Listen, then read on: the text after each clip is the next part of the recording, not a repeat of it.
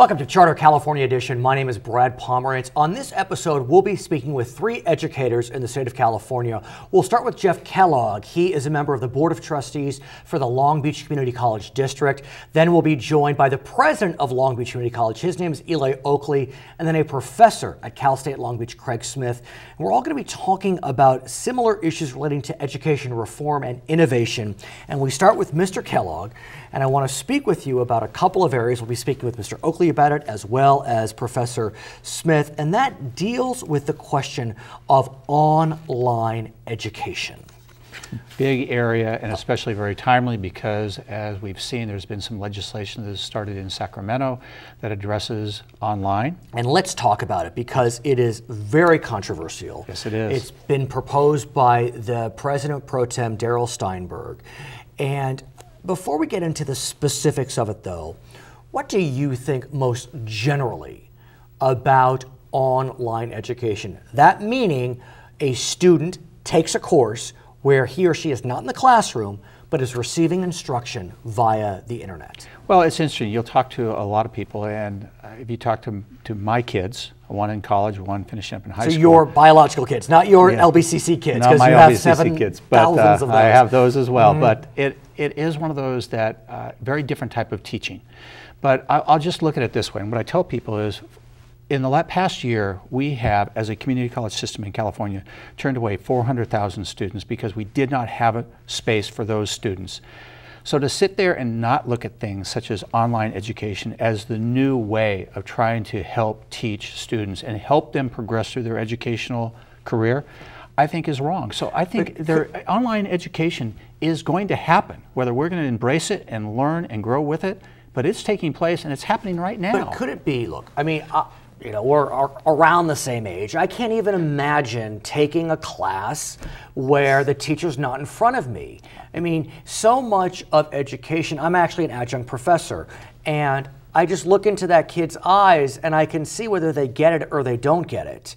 You won't have that. That's right. And interesting, there was in the LA Times article with the Steinberg bill moving forward, that talks about the 50 potential online courses. And there was a student that was quoted in there, and they said, look, I like the classroom environment, but it's nice to know if I can't get in that classroom, I have another option to continue my education. And I think that's how we have to look at it. I want to ask about the specifics of the Steinberg bill. I think one of the most controversial areas of it is that the class could be offered by an out-of-state institution or a for-profit institution. That's right. That's remarkable. Well, that is, and I have to compliment the leader of the state Senate, really? who was down here 2 weeks ago at Long Beach City College, had a session of the state Senate, and he looked at the things we're doing at Long Beach, very much reform-minded as far as how we place students, promise pathways. So I think he was impressed, and I like to think that he got inspired, but I know he has been looking at doing things like this to help move education. But you don't have a problem with the fact that the provider of education could be for-profit, could be out-of-state?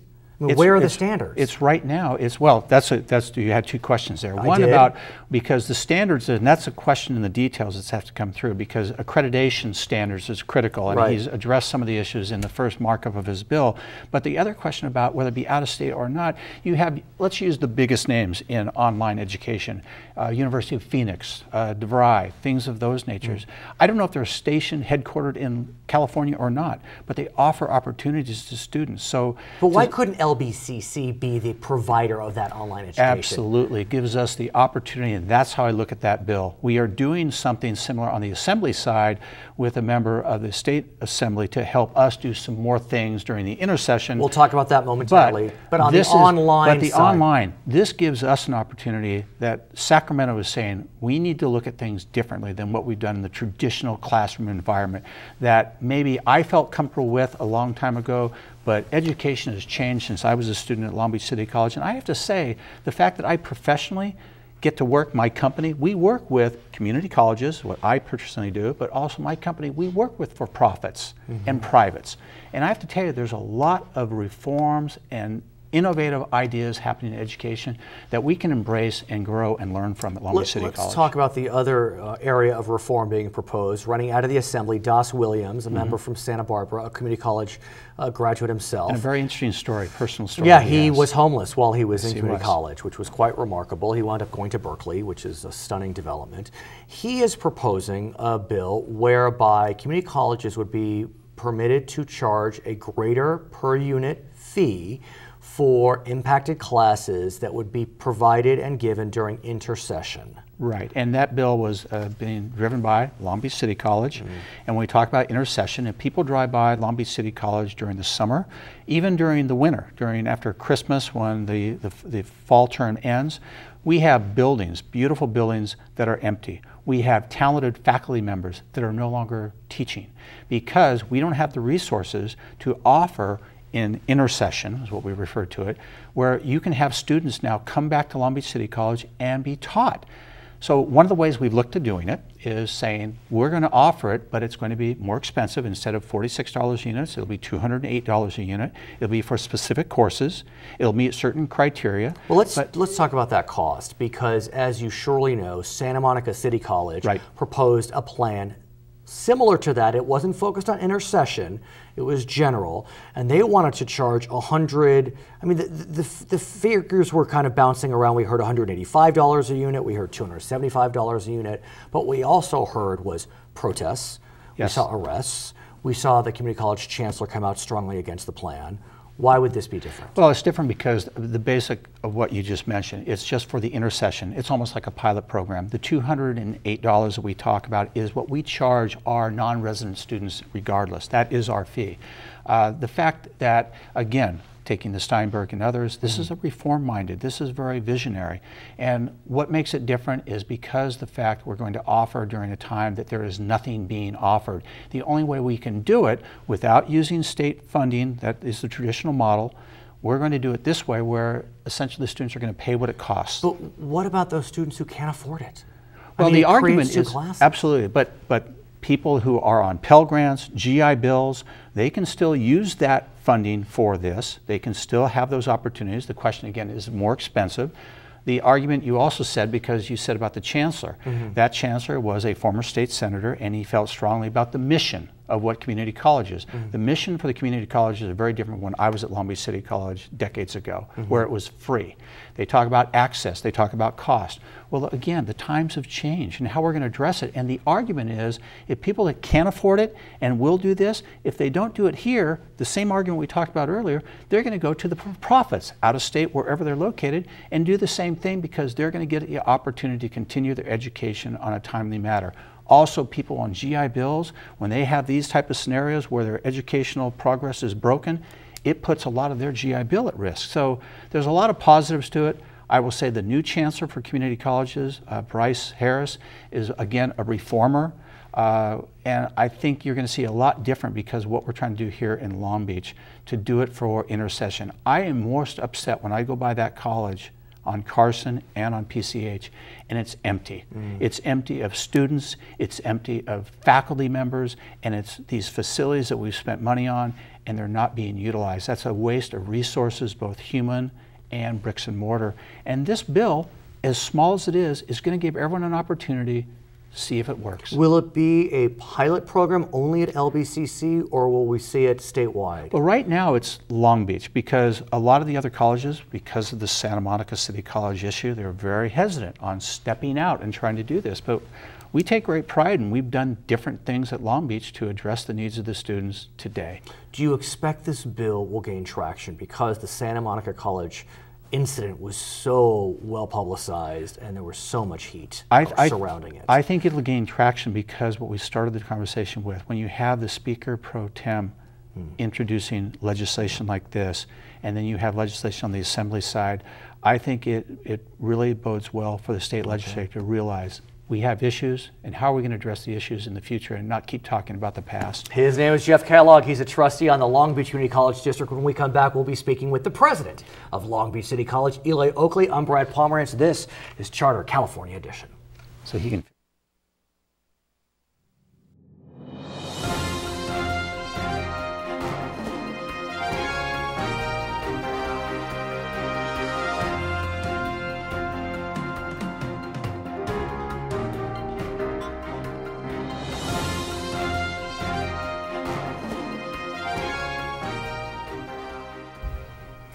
Welcome back to Charter California Edition. I'm Brad Pomerance. Our guest, Eloy Oakley, he is the president of Long Beach City College, which recently hosted the entire California State Senate, all 40 members, presumably, if they were able to attend. What brought them to Long Beach?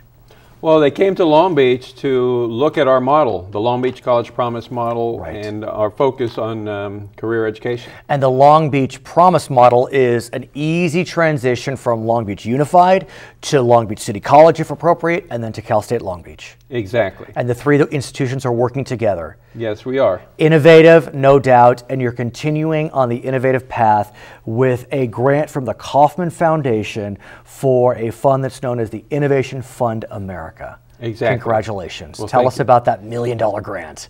Well, it's not exactly a $1 million grant, but Innovation Fund America provides us the opportunity to launch new business startups. It's really an innovation fund. It's sort of unique to community colleges. We are only one of 3 community colleges that Kauffman is working with.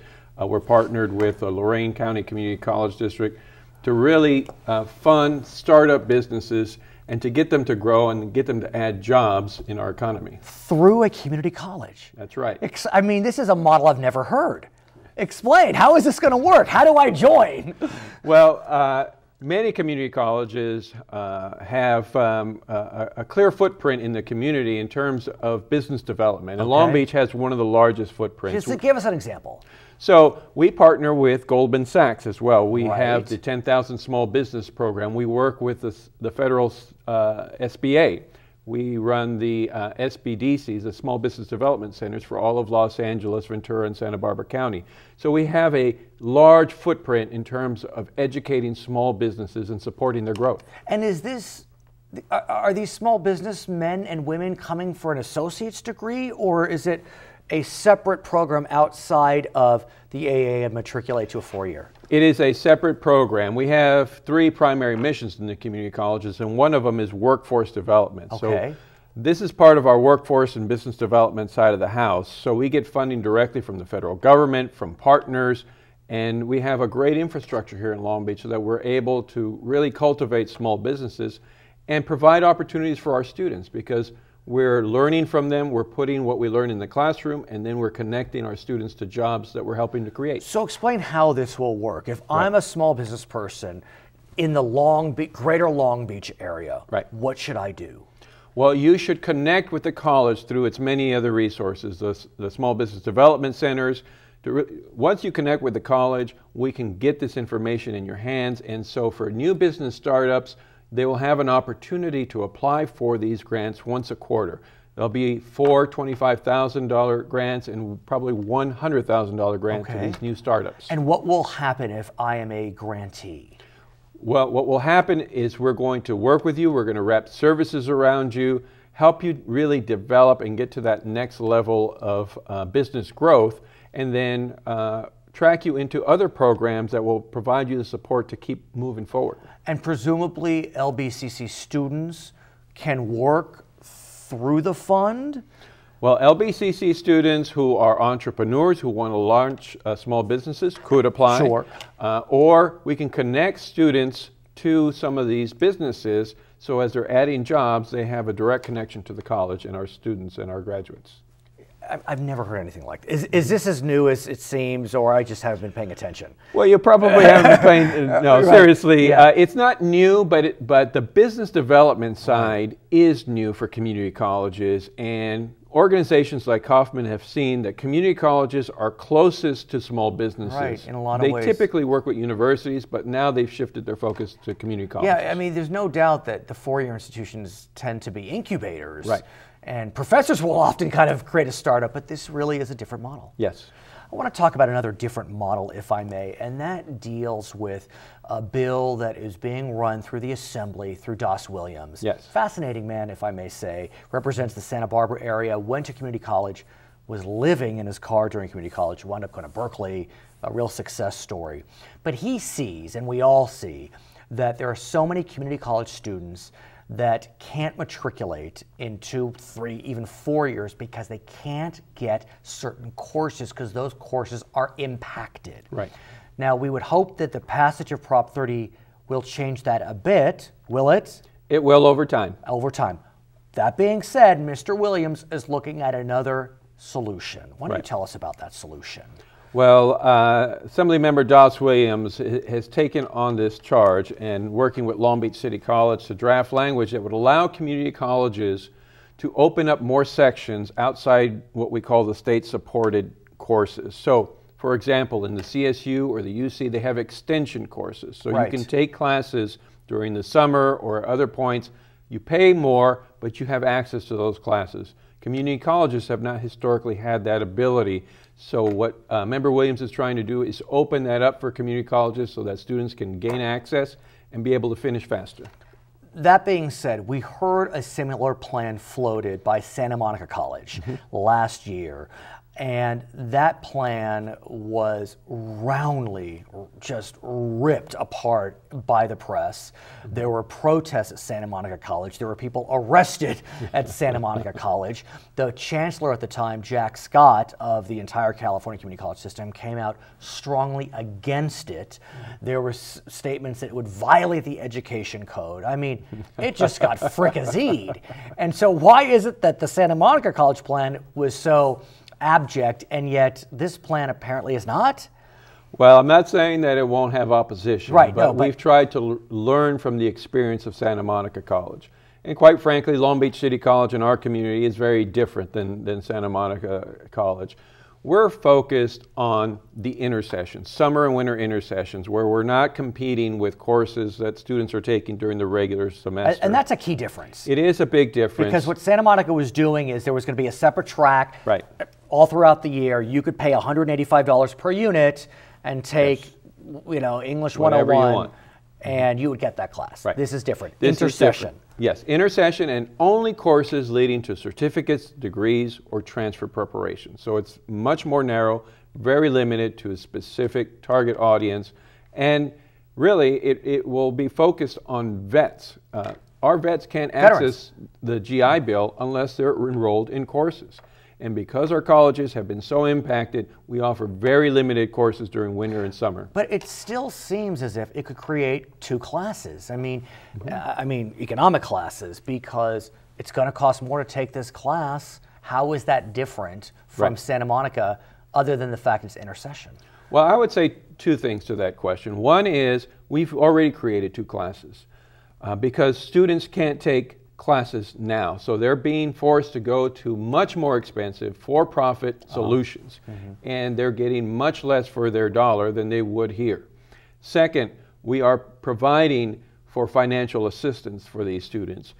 For vets, they can access a GI Bill. For some students, they could access Pell. There's a $2,500 American Opportunity Tax Credit that these students could access. Cal grants. Cal grants, the legislature is looking to see whether it can be expanded for this, but regardless, we're working on language now that would allow us to put some of the money that we gain from the revenue back into providing financial support for low-income students. Could one argue on the flip side that it actually could save students money, because even though they may have to spend 2x for this class rather than x, at least they get the class completed and they won't have to pay for an entire year of classes in the following year because they couldn't get it before. That's exactly right. It will shorten the time to degree for these students, allow them to transfer faster or get their educational goal done faster.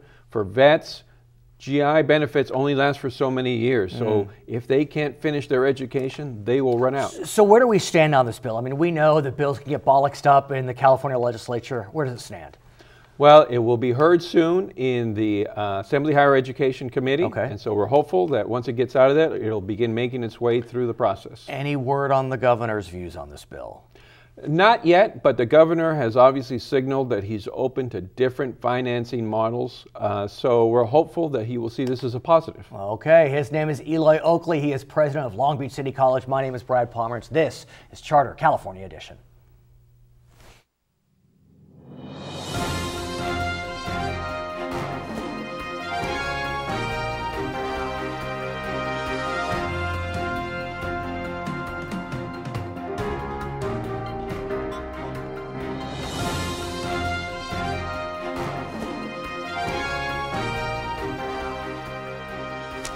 Welcome to Charter California Edition. My name is Brad Pomerance. We are joined by Craig Smith. He is a professor at Cal State Long Beach. Just the amount of history he has in his brain is remarkable, and I so enjoy having you on the program. But let's talk about some 21st century developments. There has been a big push by Governor Brown and now by the leader of the California State Senate to increase the availability of college courses being taken online. Right. What do you think about that concept kind of philosophically, and then we can talk about some of the particulars that are marching through the California State Senate? Philosophically, I'm opposed to it. In my classes, I use digitally enhanced tools. I'll give an example of a speech and click onto YouTube, and you can see Franklin Roosevelt giving his first inaugural. I think that's helpful in the classroom. That kind of thing is fine. But to put a whole class online where you're not going to be with the students face to face is hugely difficult.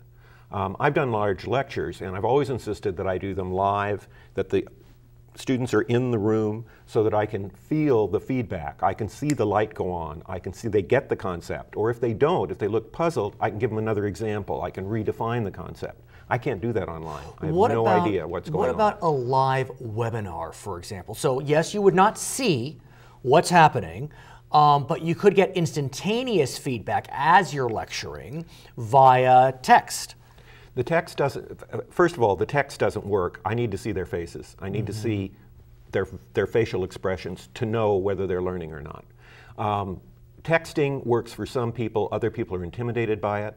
I find the whole technology makes the teaching situation very austere and artificial. Let me ask you this. Could it be that we are simply stuck in the 20th century? I'm including myself, because admittedly, I feel like I would have a bias in favor of being present in the classroom. Could it simply be generational?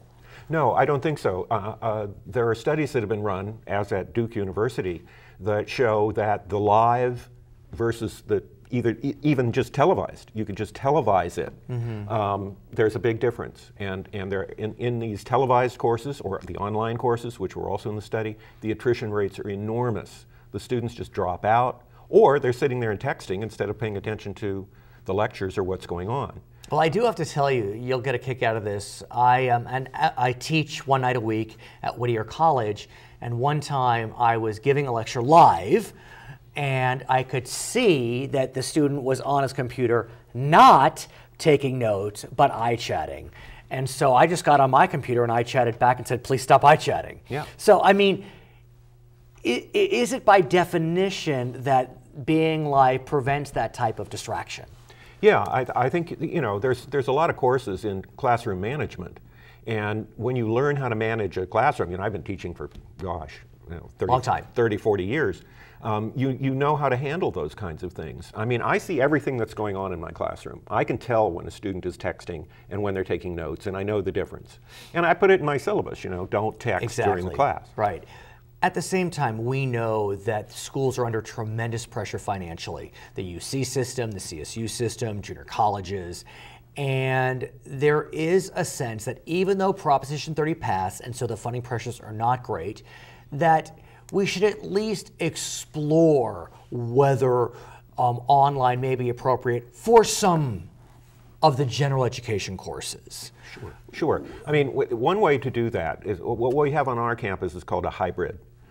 You meet one day in class, the next day you meet online. And you have a two-day classroom. That frees up that classroom. So let's say I have a Tuesday, Thursday class. Tuesday I'm in the classroom, Thursday we're online. Another class then can be online Tuesday and in the same classroom Thursday. So you're getting two classes in the classroom for the price of one. What do you think of that? I think if you've got the right course and you've got the right technology available to you, you can do a hybrid course. That's as far as I would go. Now, under bills being proposed in the California State Senate, what a specific bill would do is it would develop 50 online classes as potential substitutes for these oversubscribed lower division classes. Yep. It begs the question, is it appropriate? I know that you're not a big fan, but if it's those lower level classes, does it feel more palatable? No, the lower level classes are exactly where you need more hands-on teaching. That's where you need the teacher there. These classes are for freshmen, and they are coming into college for the first time, and you're throwing them into a situation where they have no guidance, no opportunity for mentoring. I think that's exactly the wrong place to go. They've also proposed that the providers of these courses could be commercial, for-profit institutions, or even out-of-state colleges. Does that cause you pause? Or I know the whole thing causes you pause, but I'm trying to parse it out. Yeah, well, I mean, let's take an example from their perspective. Suppose that you have a European history class, and it's taught by a Harvard professor. And he would presumably be attractive for a student. Should be a great teacher. You're going to get a Harvard education, and you pay that professor a royalty on each student, and he teaches to 20,000 students. You know, the tests can be interactive, or the tests could be given locally and monitored. All he does is lecture as he does, and you could carry his live lecture from Harvard and take the course that way. Economically, it saves you an enormous amount of money. It means the layoff of a number of professors across the country. That we know. You know that that's coming. Yes, it's going to make being a professor even less attractive because there will be even fewer openings. But those are the kind of economically driven models that scare me, that worry me about what they're going to do to the educational system. San Jose State is already working with a for-profit university to develop courses like that for the state of California. I think that's dangerous. Is San Jose State moving toward the Phoenix model? That's what we've been And Phoenix attacking. is a for-profit It's institution. a for-profit institution that's had a lot of troubles with accreditation. And so under the proposal proceeding, what the California state systems would do is they would have a board review courses to see that they are at levels and standards that would meet California's high standards. Does that make you feel a little bit better? Well, they should have that, but we do that on campuses. We have curriculum committees. Every course has to have a standard course outline, which is the bottom line. The professor that teaches that course has to meet the standard course outline. They can go beyond it in their syllabus. They can do more, but they have to do at least that minimum amount. One of the great strengths of the California State University system is it is a confederation of campuses, each with its own strengths and uniqueness. If you're going to make this into a pablum-like, least common denominator kind of system, I think you're doing a great deal of damage to the virtue of the California State University Cost, because it's not clear based upon this bill, would the cost, or should the cost be the same as any other class you're taking, or should the student thereby get a discount off his or her tuition if there's not a teacher present, or should they have to pay outside of their standard tuition? What would you say if the system goes forward? Well, they've raised tuition so much over the past few years that I hope they would find a way to reduce tuition. Under this model? Under this model. That would make it an incentive for people to get involved in it. It's going to save them money because they're going to be able to lay off professors. And I think that that may be one of the motives behind this. And you have been a member of the CSU board as a faculty designee. Yes, I was the faculty trustee for 4 years, yeah. And so what are your faculty colleagues saying about this? Well, you know, when I was on the board, we looked at it as to see where is it possible to do this and where is it bad to do this. And our goal was at some point to have at most 10% of the classes that are offered somehow involved with digital enhancement and maybe hybrid, but not to go all the way to online. Right. Have students been talking about this? Oh yeah, the students have been talking about it. And what do they say? Some students are saying, look, if it's online, I don't have to come to campus. I work. Could be I better commute. flexibility. I would have more flexibility. I can work from home on the course. I can watch my kids. So there's an attractiveness there. And if you do that right, again, the hybrid might be. The hybrid could be. So you're a fan of the hybrid in the final. If anything would work, I think that would. His name is Craig Smith. He is a professor at Cal State Long Beach. My name is Brad Pomerance. This is Charter California Edition.